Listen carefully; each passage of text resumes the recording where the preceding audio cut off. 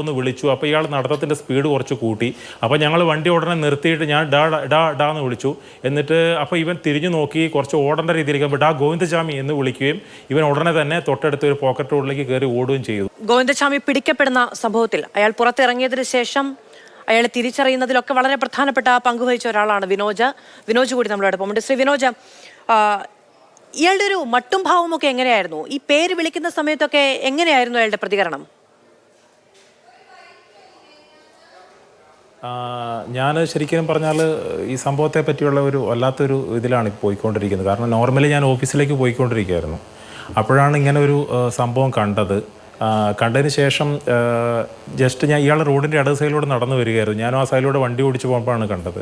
അപ്പോൾ അവിടെ എത്തി ജസ്റ്റ് ഇയാളുടെ തൊട്ടടുത്ത് എത്തിയപ്പോഴേ എനിക്ക് പെട്ടെന്ന് ഡൗട്ട് വന്നു. കാരണം ഇന്ന് രാവിലെ ഈ ന്യൂസ് ഞാൻ ചാനലിൽ കണ്ടിട്ടുണ്ടായിരുന്നു, അതുപോലെ തന്നെ മൊബൈൽ ന്യൂസിലൊക്കെ കണ്ടിട്ടുണ്ടായിരുന്നു ഇങ്ങനെ ഒരു സംഭവം നടന്നിട്ടുള്ളത്. അപ്പോൾ മനസ്സിലുണ്ടായിരുന്നു, കാരണം എനിക്കും പെൺകുഞ്ഞുങ്ങളൊക്കെ ഉള്ളതാണ്. അപ്പോൾ അത്രയ്ക്കൊരു മാനസിക സംഘർഷത്തിലായിരുന്നു ഞാനും ഓഫീസിലേക്ക് വന്നിട്ടുണ്ടായിരുന്നത്. അപ്പോൾ വരുന്ന വഴിക്ക് ആണ് ഇങ്ങനെ ഒരു സംഭവം കണ്ട്, അപ്പോൾ ജസ്റ്റ് അടുത്ത് ഇയാളുടെ തൊട്ടടുത്ത് എത്തിയപ്പോഴാണ്, വണ്ടി ഓടിച്ചു പോകുമ്പോൾ എത്തിയപ്പോഴാണ് എനിക്ക് ബെറ്റർ ഡൗട്ട് വന്നത്, ഇങ്ങനെ ഒരാളാണോ എന്നൊരു സംശയം. അത് ഒന്നുകൂടെ കൺഫേം ചെയ്യാൻ വേണ്ടി ഞാൻ കാരണം ഞാൻ സ്കൂട്ടറിൽ പോകുമ്പോൾ ഇയാൾ ഇടത് സൈഡിലൂടെയായിരുന്നു നടന്നു വന്നുകൊണ്ടിരുന്നത് എനിക്കെതിരായിട്ട്. അപ്പോൾ ഞാൻ ജസ്റ്റ് തൊട്ടടുത്ത് എത്തിയപ്പോഴേ എനിക്കൊരു സംശയം തോന്നി, ആളിങ്ങനെ ഒരു യാചകനൊക്കെ പോകുന്ന പോലെ ഇങ്ങനെ അലക്ഷ്യമായിട്ടും എല്ലാം നടന്നു പോകുന്നുണ്ടായിരുന്നു. അപ്പം അതിനുശേഷം എനിക്ക് സംശയം തോന്നി. ഇപ്പോൾ കാരണം നമ്മളൊക്കെ കണ്ടിട്ടുള്ള ഈ വ്യക്തി എന്ന് പറയുന്നത് ഒരു താടിയൊന്നും ഇല്ലാത്ത ഒരാളായിരുന്നു. അപ്പം എനിക്ക് വീണ്ടും ഒരു കൺഫേം ചെയ്യാനൊരു ഡൗട്ട് വന്നതുകൊണ്ട് ഞാൻ സ്കൂട്ടർ കുറച്ചുകൂടെ മുമ്പിലേക്ക് നിർത്തി ഒന്ന് തിരിഞ്ഞു നോക്കുമ്പോൾ എനിക്ക് മനസ്സിലായത് അയാൾക്ക് ഒരു കൈയില്ല. കാരണം ഈ കൈ ഒരു തലൊരു ചെറിയ തുണിക്കെട്ടുണ്ടായിരുന്നു, അതിനുള്ളിൽ ഈ കൈ തിരികെ വെച്ചിട്ടുണ്ടായിരുന്നു. അപ്പോൾ എനിക്ക് ഒന്നും കൂടി ആകെ ഒരു കൺഫേം ആണ്, ഇയാൾ തന്നെയാണെന്നൊരു സംശയം വന്നു. ഉടനെ തൊട്ടടുത്തുണ്ടായിരുന്ന ഒരു ഓട്ടോ ഡ്രൈവർ ഉണ്ടായിരുന്നു, ഒരു ചേട്ടൻ. ഞാൻ അദ്ദേഹത്തോട് പറഞ്ഞു, ഇങ്ങനെ ഒരാളുണ്ട്, എനിക്ക് സംശയമുണ്ട്, ഒന്ന് നോക്കിയാലോ എന്ന് പറഞ്ഞു. അങ്ങനെ അദ്ദേഹം പറഞ്ഞു, അയാളല്ല, പക്ഷേ അയാൾക്ക് കൈയില്ലല്ലോ എന്ന് പറഞ്ഞു. ഞാൻ എൻ്റെ വണ്ടിയിൽ കയറുമെന്ന് പറഞ്ഞു. അങ്ങനെ ഞാൻ എൻ്റെ വണ്ടിയിൽ ഇദ്ദേഹത്തെയും കൂടി കയറ്റി ജസ്റ്റ് കുറച്ച് ഫ്രണ്ടിലേക്ക് പോയിട്ട് എൻ്റെ കൂടെ ഉണ്ടായിരുന്ന അയാളെ വിളിച്ചു, ഒന്ന് വിളിച്ചു. അപ്പോൾ ഇയാൾ നടത്തത്തിൻ്റെ സ്പീഡ് കുറച്ച് കൂട്ടി. അപ്പോൾ ഞങ്ങൾ വണ്ടി ഉടനെ നിർത്തിയിട്ട് ഞാൻ ഡാന്ന് വിളിച്ചു. എന്നിട്ട് അപ്പോൾ ഇവൻ തിരിഞ്ഞു നോക്കി കുറച്ച് ഓടേണ്ട രീതിയിലേക്ക് ഡാ ഗോവിന്ദചാമി എന്ന് വിളിക്കുകയും ഇവൻ ഉടനെ തന്നെ തൊട്ടടുത്ത് ഒരു പോക്കറ്റ് റോഡിലേക്ക് കയറി ഓടുകയും ചെയ്തു. അപ്പോൾ ഞങ്ങൾ പുറകെ ഓടി, ഇവൻ്റെ പുറകെ തന്നെ. അപ്പോൾ ഒരു 10-20 മീറ്ററോളം കഴിഞ്ഞാൽ പിന്നെ അവിടെ ഒരു വീടിൻ്റെ പണി നടക്കുന്നുണ്ട്. അത് കഴിഞ്ഞാൽ വലിയൊരു മതിലാണ്, വലിയൊരു കാടുമാണ്. അപ്പോൾ ചെന്നപ്പോഴേക്കും ഇവൻ ഈ കാട് എടുത്തു ചാടി പോവുകയാണ് ചെയ്തിട്ടുണ്ടായിരുന്നത്. പേടിയുണ്ടായിരുന്നു വിനോജ്? ഇയാളുടെ പിന്നാലെ പോവുക എന്ന് പറയുന്നത് വളരെ അപകടം പിടിച്ചൊരു കാര്യമാണ്. പേടി എന്ന് പറയുമ്പം ഞാൻ ആദ്യം പറഞ്ഞല്ലോ ഞാൻ പെൺകുഞ്ഞുങ്ങളൊക്കെ ഉള്ളൊരു കുടുംബത്തിൽ നിന്നാണ് വരുന്നത്.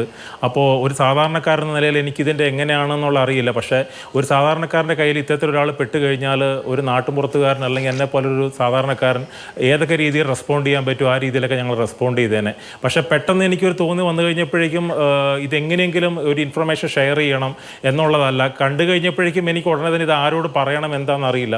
അപ്പോൾ പെട്ടെന്നൊരു പേടി തോന്നി. പക്ഷേ പേടി തോന്നിയെങ്കിലും പെട്ടെന്ന് എനിക്ക് തോന്നിയത് ഇവിടെ സമയത്ത് നമ്മൾ പേടിക്കുകയല്ല ചെയ്യേണ്ടത്. അല്ലാതെ ഒരു സിറ്റിസൺ എന്ന നിലയിൽ നമ്മളതിന് വേണ്ട, നമ്മളെ കൊണ്ട് എന്ത് കാര്യങ്ങൾ ചെയ്യാൻ വേണ്ടി പറ്റും, ഒരു മൈന്യൂട്ട് ലെവലെങ്കിൽ എന്തെങ്കിലും റെസ്പോണ്ട് ചെയ്യാൻ പറ്റുവാണെങ്കിൽ ഒരു പക്ഷേ അതുകൊണ്ട് എന്തെങ്കിലും നല്ല കാര്യങ്ങൾ നടന്നെങ്കിലോ എന്നുള്ളൊരു ചിന്ത ഉള്ളതുകൊണ്ടാണ് ഞാൻ ഉടനെ തന്നെ ആത്മധൈര്യം വീണ്ടെടുത്ത് തൊട്ടടുത്ത പോലീസ് സ്റ്റേഷനിലേക്ക് വിളിച്ചു പറഞ്ഞത്.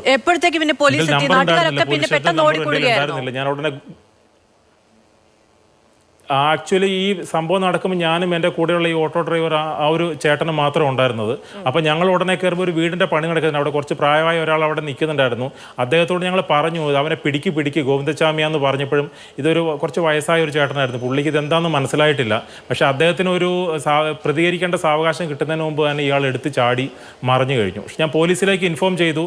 പക്ഷേ വളരെ സന്തോഷമുള്ള കാര്യം, ഞാൻ സ്റ്റേഷനിലേക്ക് വിളിച്ച് പറഞ്ഞ് ജസ്റ്റ് ഞാൻ ഇങ്ങനെ ഒരു 1-2 പോയിന്റ് പറഞ്ഞതേ ഉള്ളൂ, ഞാൻ ഇന്നയാളാണ് വിളിക്കുന്നത് എന്ന് പറഞ്ഞ് സ്പോട്ടിൽ തന്നെ പോലീസ് അവിടെ എത്തിയിട്ടുണ്ടായിരുന്നു. ഭയങ്കര സന്തോഷമുള്ള കാര്യമായിരുന്നു. കാരണം ഇങ്ങനെയുള്ള കാര്യങ്ങളിൽ ഇമ്മീഡിയറ്റ് ആയിട്ട് എനിക്ക് തോന്നുന്നു കണ്ണൂർ ടൗണിലെ തിരക്കിനിടയ്ക്കൂടെ വരണമെങ്കിൽ എങ്ങനെയാണെങ്കിലും കുറച്ച് ദൂരമുള്ള 1-1.5 കിലോമീറ്റർ ഉള്ളെങ്കിലും തിരക്കിനിടയ്ക്കൂടെ വരാൻ കുറച്ച് സമയം എടുക്കും. പക്ഷേ സ്പോട്ടിലെ തന്നെ എനിക്ക് ഏതാനും മിനിറ്റുകൾക്കുള്ളിൽ തന്നെ ഫോഴ്സ് അവിടെ എത്തിയിട്ടുണ്ടായിരുന്നു. സ്റ്റേഷനിൽ നിന്നുള്ള SI, CI സാറ് അങ്ങനെയുള്ള ആൾക്കാരെല്ലാം അവിടെ എത്തിയിട്ടുണ്ടായിരുന്നു.